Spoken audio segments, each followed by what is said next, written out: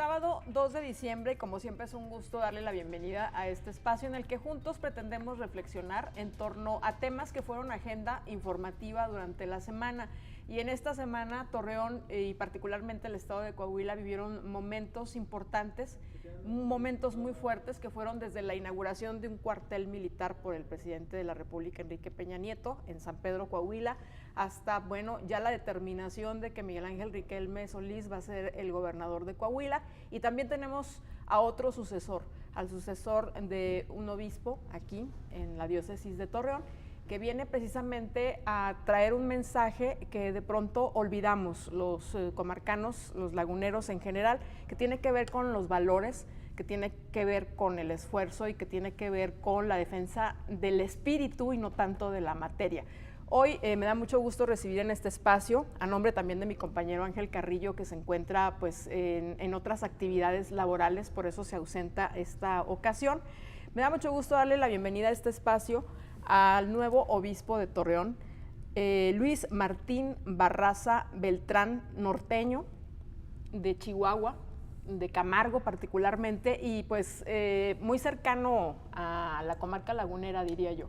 Sí, así es. Buenas tardes, Marcela, y a todos los que nos ven, nos escuchan. Así es, pues hay una cercanía entre Chihuahua y la comarca lagunera muy estrecha.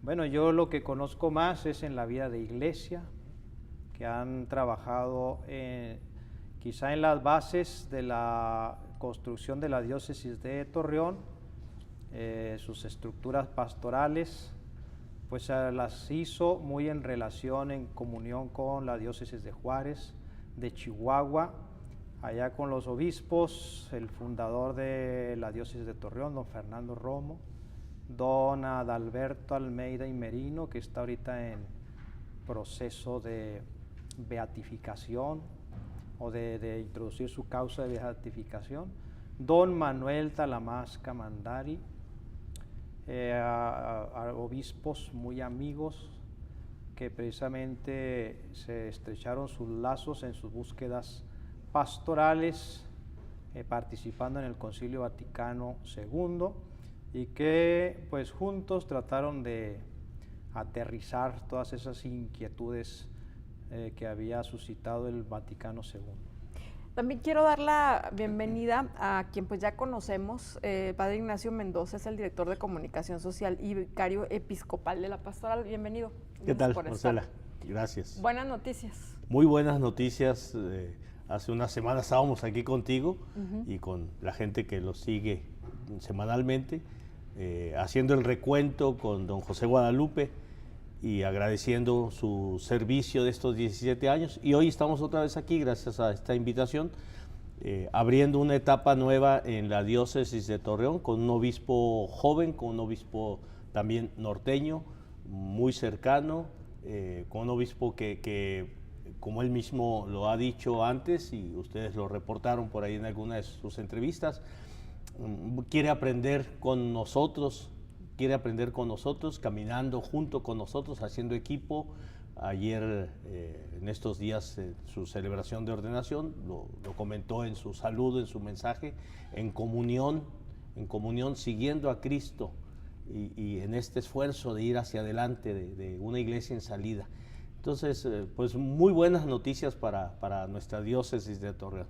Hace muy poco publicamos un suplemento en el periódico Milenio, La Opinión Laguna, y leía con particular atención estas palabras que dirige el nuevo obispo de Torreón a la comunidad, y él dice: el valor de cada persona está custodiado en sus enseñanzas.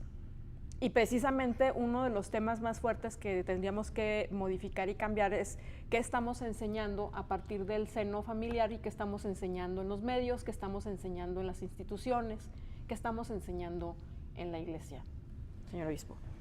Bueno, yo en la rueda de prensa decía que yo venía aquí a la diócesis a hacer el camino de Dios, decía, el camino de la fe, el camino del evangelio, el camino de la iglesia, y que en ese camino pues íbamos a coincidir con los que están haciendo el camino del hombre, los que desde otras inspiraciones, ¿verdad?, más desde pues, doctrinas, razonamientos más humanos, pues buscan, trabajan por la dignidad de la persona, por los derechos, ¿verdad?, de las gentes, y que desde la fe pues se nos invitaba a hacer equipo, ¿verdad?, con todos los trabajadores por la comunidad, por el bien común.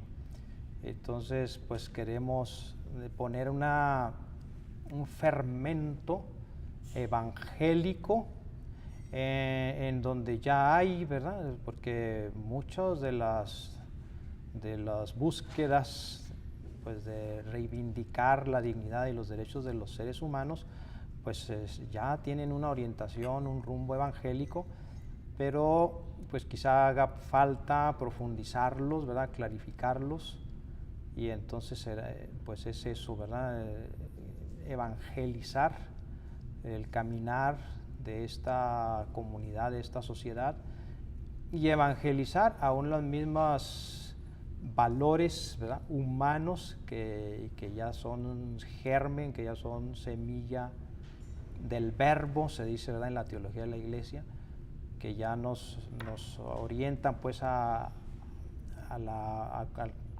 proyecto de Dios pues para el ser humano. La Iglesia como institución es una y es infalible. Sin embargo, los que estamos congregados en torno a la Iglesia no lo somos y llenamos de pronto de una serie de errores, de defectos, de fallas a esta institución, y por eso la gente empieza a distanciarse. Bueno, sí, allí es pues una gran tarea, ¿verdad?, una gran responsabilidad.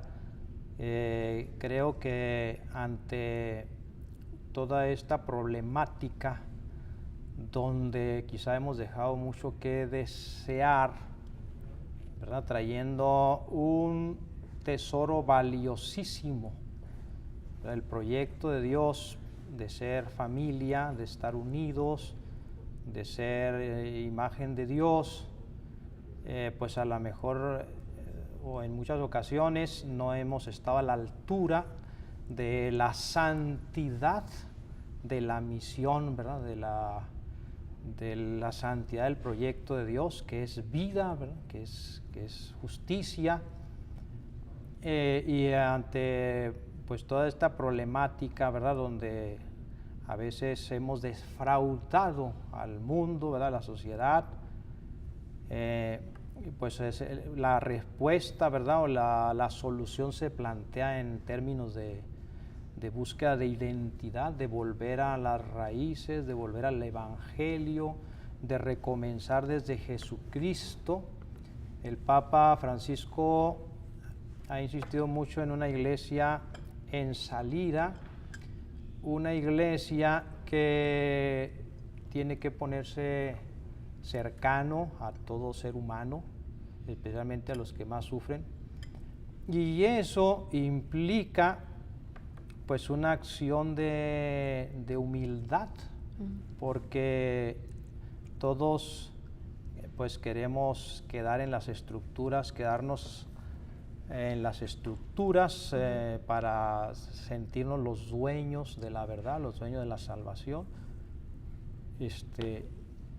y es riesgoso pues ir al encuentro de los seres humanos, donde a veces pues no hay todo el sentido pues de la iglesia institucional, y no nos dan ese lugar a veces que nosotros quisiéramos de reconocimiento. Entonces creo pues que ahí tenemos una deuda con este mundo, con la sociedad, de empaparnos bien del Evangelio, ¿no?, de buscar la espiritualidad, nuestra identidad de cristianos, y de esa manera Jesucristo utiliza imágenes como la sal de la tierra, ser la sal de la tierra, ser la luz del mundo. Son imágenes donde la sal se juega su identidad en sazonar, en dar sabor. Si no tiene sabor, aunque parezca, ¿verdad?, será una piedra, será no sé qué será, pero si no tiene sabor. Es una sal, nomás le falta que dé sabor, ¿verdad? Pero mire, el aspecto es de sal. Así igual, ¿verdad?, con los creyentes, los cristianos. Mire, es un creyente porque está bautizado, porque trae una cruz, porque trae una estampita, porque trae una devoción o cumple este ritualismo, pero si no tiene acción, si no tiene proyección, si no tiene caridad, si no tiene fraternidad, si no tiene humildad, si no tiene servicio, pues será, ¿verdad?, otro engaño más, como en nuestra sociedad hay tantos engaños y tantos trucos, ¿no? Estamos en la época de las apariencias, donde parece, ¿verdad?, parece, esto parece, pero no es. Bueno, pues ese es el dilema en el que está nuestra iglesia. Aquí sí otra vez es ser o no ser, ¿verdad? Esa es la cuestión, ese es el dilema como dicen de ese investigador. Hace 2 años aproximadamente dialogábamos con un filósofo precisamente de aquí, de la ciudad de Torreón, y él mencionaba que de pronto tendríamos que recurrir a lo básico, que es el anteponer al otro en lugar de uno, y él decía, la base de toda civilización es el usted primero. Eso me parece enorme, pero también muy simple, pero muy difícil de cumplir. Pues fíjese, déjeme aquí resonar lo que yo decía en mi alocución el día de ayer, partiendo del lema episcopal, todo lo mío es tuyo. Y estas son palabras de Jesucristo al final de su vida, que está en un ambiente de mucha fraternidad, de mucha amistad, hablando con sus discípulos. Se da cuenta que se abre el corazón, con el corazón en la mano, está hablándole a su Padre también. Y está diciendo Jesucristo que la eficacia de su misión es haber puesto todo lo que Él es al servicio de Dios. Y no en un espiritualismo desencarnado, sino que en función de esa entrega, o como prueba de esa entrega, porque Él vivió siempre remitido a la voluntad del Padre, iba a derramar su sangre, daba su vida por sus amigos, y era una forma de cumplir esto, ¿verdad?, anteponer al hermano. No hay amor más grande que dar la vida por sus amigos, y ese es el cristianismo, ¿verdad? Y Jesucristo lo va a recoger en el gesto previo precisamente también a su entrega, lavando los pies a sus discípulos. Les he dado ejemplo para que lo que yo he hecho lo hagan ustedes. Y Él dice, es una de las veces en que Él le echa incienso a su título de Maestro y Señor, que Él tanto combatió, ¿verdad? Déjense de títulos, ¿verdad?, o de ponerse como señores o grandes, pero sin embargo ahí lo reclama, nada más para decir, miren para lo que me ha servido mi título, para ponerme a lavarle los pies a ustedes, así que éntrenle por ese camino. Y es el mismo Evangelio de Juan que va a decir, va a enseñar que el amor a Dios y el amor al prójimo se identifican. Si ya existía de alguna manera en la tradición del pueblo de Israel amor a Dios, amor al prójimo, pero en Jesucristo va a decir, es el amor a Dios y el amor al prójimo es uno solo. Uno solo. Ahora, en cuanto a su formación, señor obispo, alguien me mencionaba y bueno, comentaba ese dato que era importante señalarlo, que usted se formó en el Instituto del Prado. Sí. Es un instituto de vida consagrada. ¿Cuál es la diferencia entre pertenecer a este tipo de instituciones religiosas y no a una congregación como lasallista, mariana o jesuita? ¿Cuál es la diferencia entre estas dos instituciones? Básicamente la asociación de Sacerdotes del Prado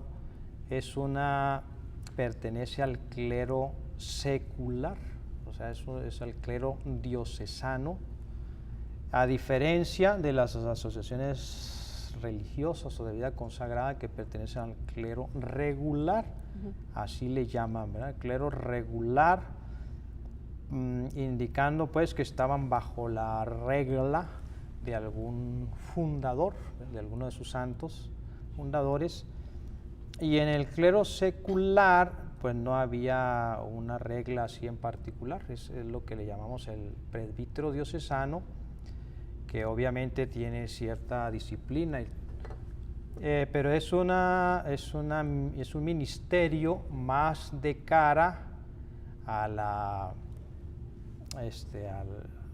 comunidad, o más en medio, más inserto, ¿verdad? En la vida de la parroquia, en la vida de las familias, y en cambio, bueno, tradicionalmente así se ha distinguido. Quizá hoy no se nota tanto porque los mismos religiosos tienen mucha inserción en la vida apostólica de las diócesis. Usted podrá escuchar de las congregaciones religiosas aquí, ¿verdad?, que están muy metidos en las pastorales de frontera, ¿verdad?, en las pastorales de evangelizar por las calles o de misión. Entonces la asociación pertenece pues es una espiritualidad donde la misión canónica, se dice, o sea, el envío, pertenece más del obispo. No hay un superior que está diciendo yo te destino a tal parte o tú vas a hacer esta misión. No, tú eres un presbítero diocesano, solo cultivas la espiritualidad bajo este carisma de la inspiración del fundador, ¿verdad?, o a través del cual Dios da a su iglesia ese carisma. Esta primera, no quiero decir enfrentamiento porque suena muy violento, pero con la comunidad católica de la comarca lagunera, ¿cómo fue? ¿Qué esperaba de los torreonenses, de la gente de San Pedro de Madero, de Matamoros, de los que conforman esta diócesis?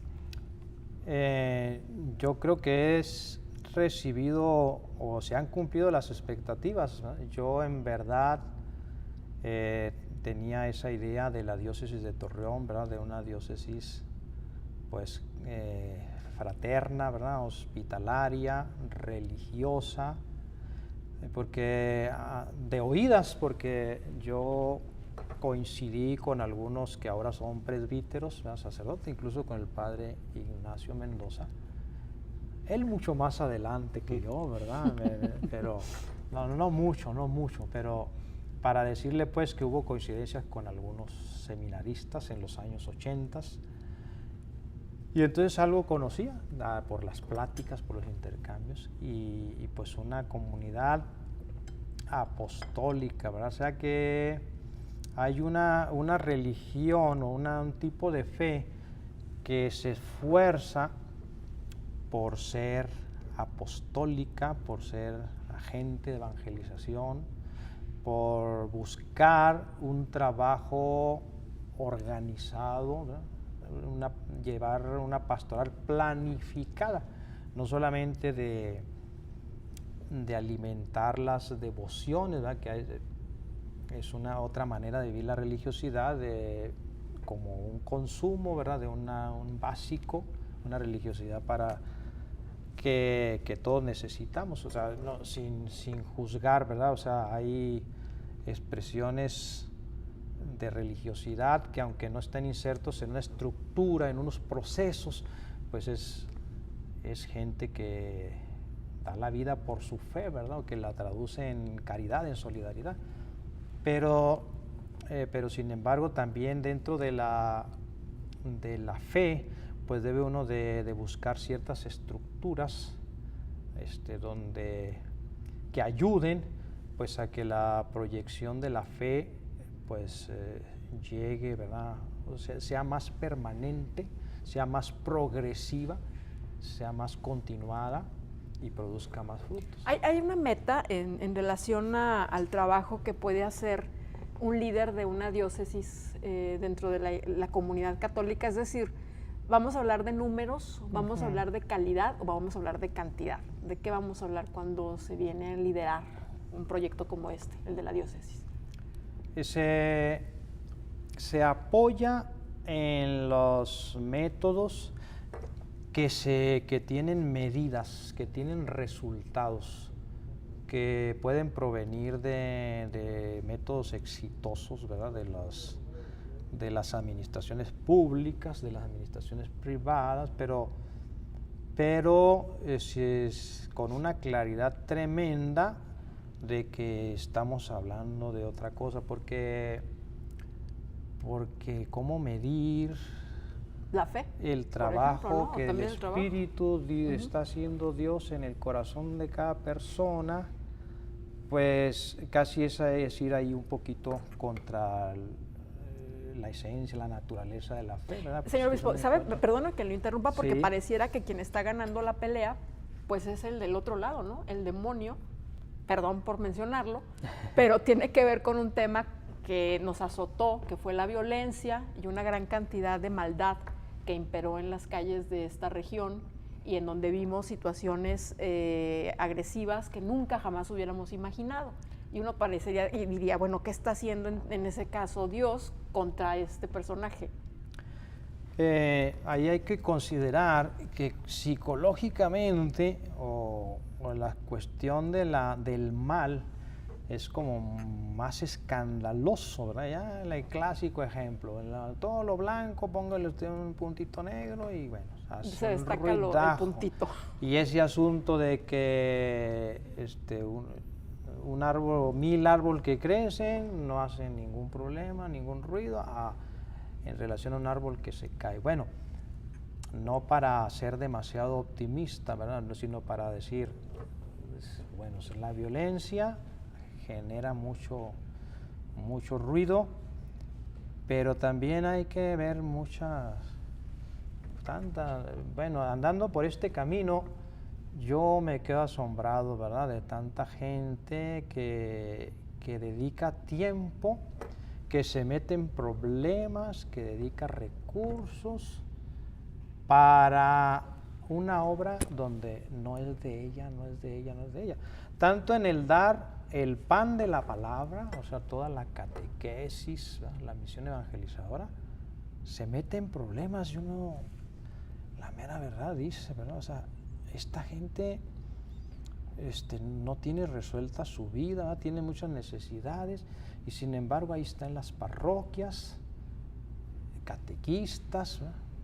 A veces yo veo catequistas que son hasta madres solteras, por ejemplo, tienen su trabajo en la maquila o no sé dónde y a ir lidiando con sus hijos y no todavía se dan el lujo de regalar tiempo para la comunidad y bueno, y otras gentes no, ¿verdad?, teniendo más solucionada la vida, no sueltan nada para lo que es bien común y bueno, como un ejemplo por ser muy más plástico, pero así está multiplicado, quizá porque uno anda por este camino, ¿verdad? Yo he estado en parroquias y mucha gente, ¿verdad?, de gente débil o de gente pobre, de gente anciana y de gente más fuerte, pero cómo son capaces de trabajar con una pasión por lo que no es ganancia, ¿verdad?, privada, interés personal. Yo creo que hay que hacer resonar también más esas situaciones. En ese sentido, entonces hay mucha esperanza para la diócesis de Torreón en cuanto a esas personas que dan tiempo, que muchas veces es lo que no se tiene. Yo creo que eso no se va a acabar, o sea, esa gente, ¿verdad?, que tiene el amor en su corazón, que tiene la fe en su corazón, yo creo que no nos va a faltar, ¿verdad? Desde ahí tendremos que medir el cumplimiento de la promesa de Jesucristo, ¿verdad?, que Él estará siempre, ¿verdad? Él precisamente decía una expresión, Satanás ha pedido permiso para probarte, ¿verdad?, para tumbarte, pero yo estaré con usted, ¿verdad?, siempre. Jesucristo en el Evangelio hay un momento en donde su misión va, visto con los ojos humanos, va en picada.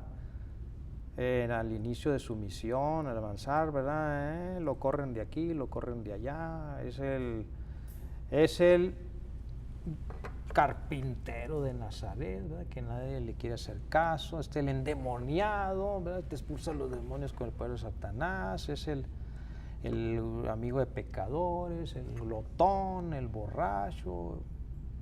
Y me llama la atención, en esa circunstancia se llena del Espíritu Santo y dice: te alabo, te bendigo, Padre, porque revela los secretos del reino a la gente sencilla. Gracias, Padre, porque así te ha parecido bien. Jesús.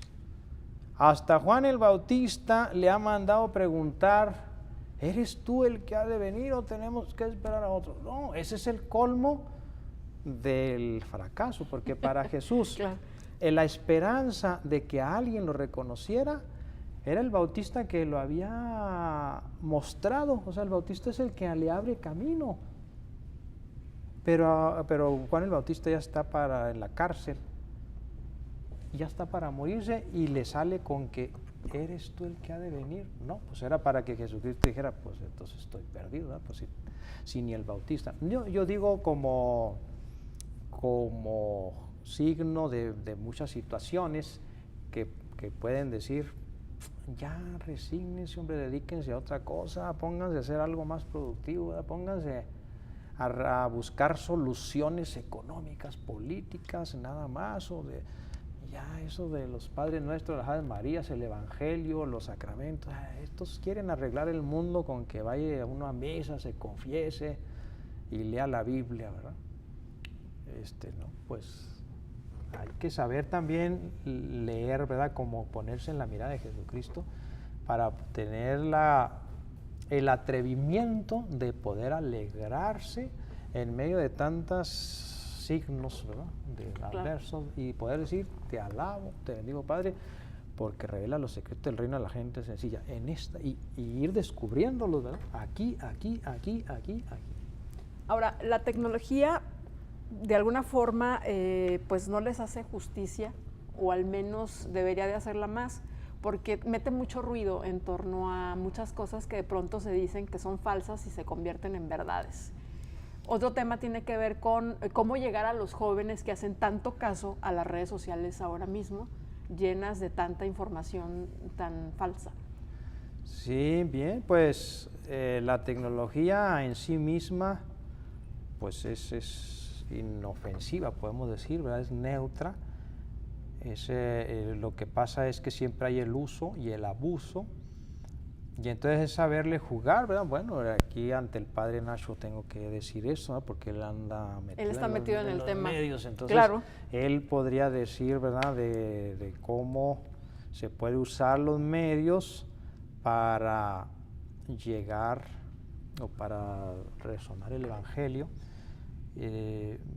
Sí, ciertamente que es un combate pues difícil, ¿verdad? Porque pues a veces quizá haya más apoyo para mandar otros mensajes, ¿verdad? Quizá haya más refuerzo ahí y más dificultades para el mensaje, ¿verdad?, del Evangelio, pero se me hace que se le puede sacar mucho provecho. Y precisamente el tema de los jóvenes, yo ahí estoy un poquito atrasadito en eso, ¿verdad? O sea, no me muevo bien en la tecnología, y resulta que ahí están los chavos, ¿verdad? Los chavos están en el Facebook, en el Twitter, en el Internet. Pues voy a tener que aprender, ¿verdad? Soy ¿cómo les dicen a estos? Sí, pues como analfabeta cibernético. Pero fíjense que ahí está el asunto, ¿verdad? Que los medios pues se han dado un lugar que son parte esencial de los jóvenes. Entonces casi la tecnología, casi como si yo la personificara y me estuviera diciendo: ¿quieres jóvenes?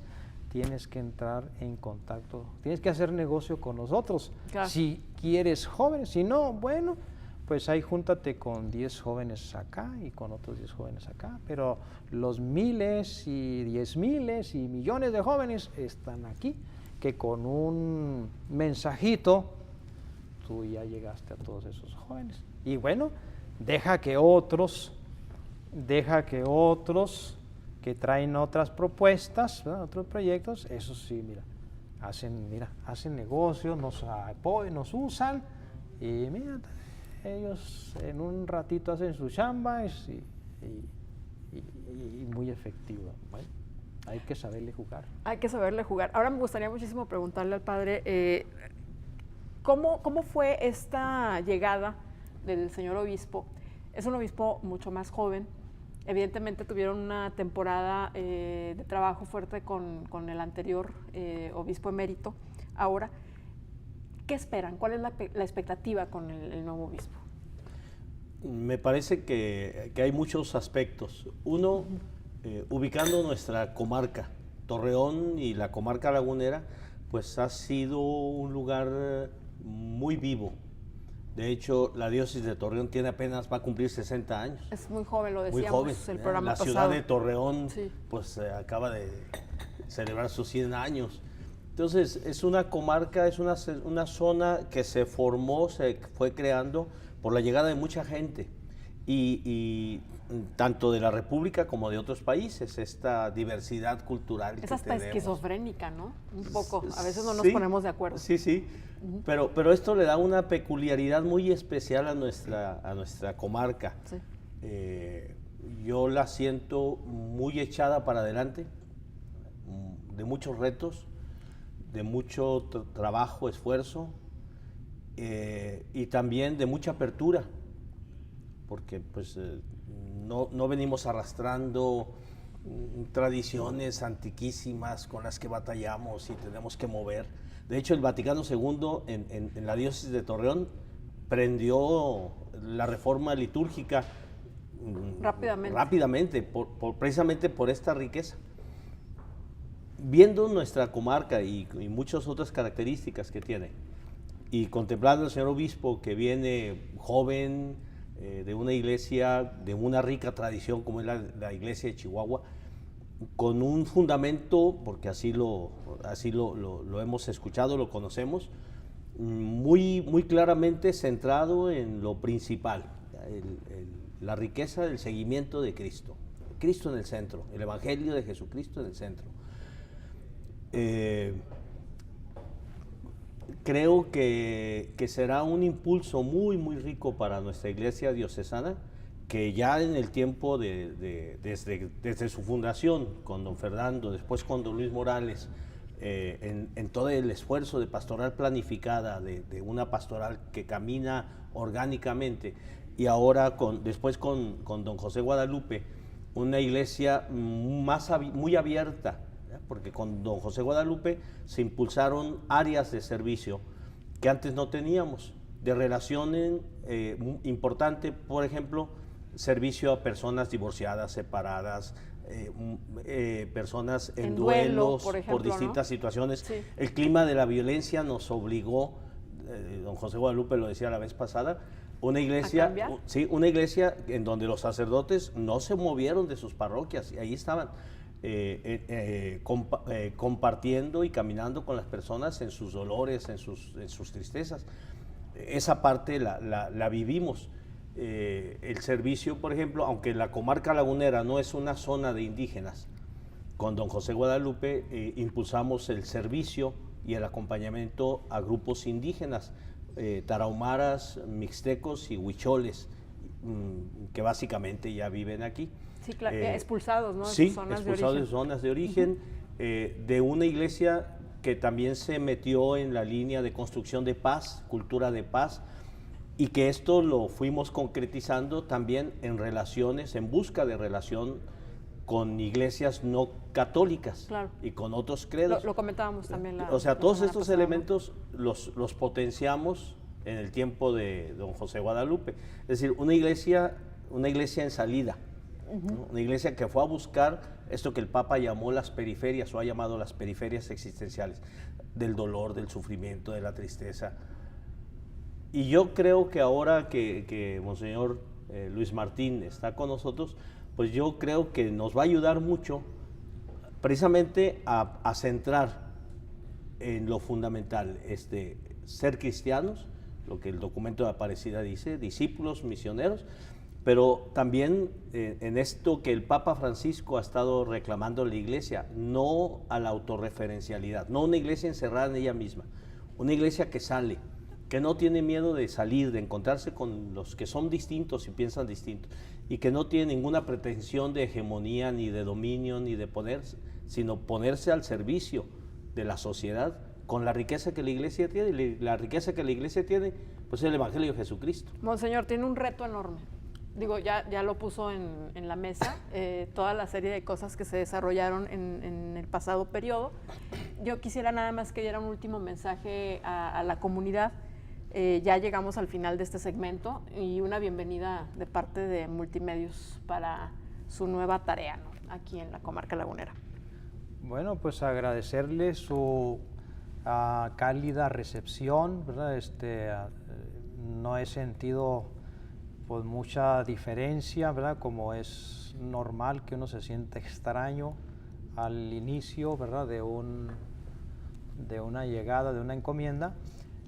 Pues no, me han hecho sentir parte, ¿verdad? Como si aquí ya tuviera gran tiempo. Entonces simplemente agradecerle y pues quisiera que nos pusiéramos juntos, ¿verdad?, en camino a buscarle. Ya ustedes llevan el camino, quizá sea yo el que tenga que incorporarme más a ustedes, pero bueno, que me vayan ayudando a entrar en sus vidas, en sus familias, en sus parroquias, en sus procesos, y pues a seguir caminando, poniendo la vista, ¿verdad?, en Jesucristo, el Evangelio y en nuestra misión evangelizadora.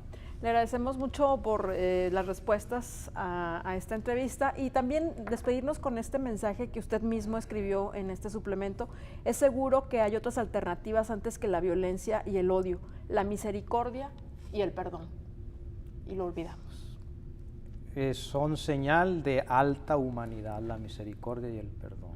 Le agradecemos mucho, señor obispo. Padre, muchas gracias. Y seguramente no será la última vez que estén con nosotros, ¿no? Claro que sí, no será la última vez. Y cuando tenga su cuenta de Twitter nos avisa, por favor, para seguirlo por ahí. Bueno, nosotros nos vamos a una pausa y enseguida continuamos con esto que es Cambios. Vamos a hablar acerca de la otra cara de la moneda que tiene que ver con la violencia que de pronto se ejerce en el mundo y cómo a veces ciudadanos tienen que responder a ese clima de violencia. Regresamos.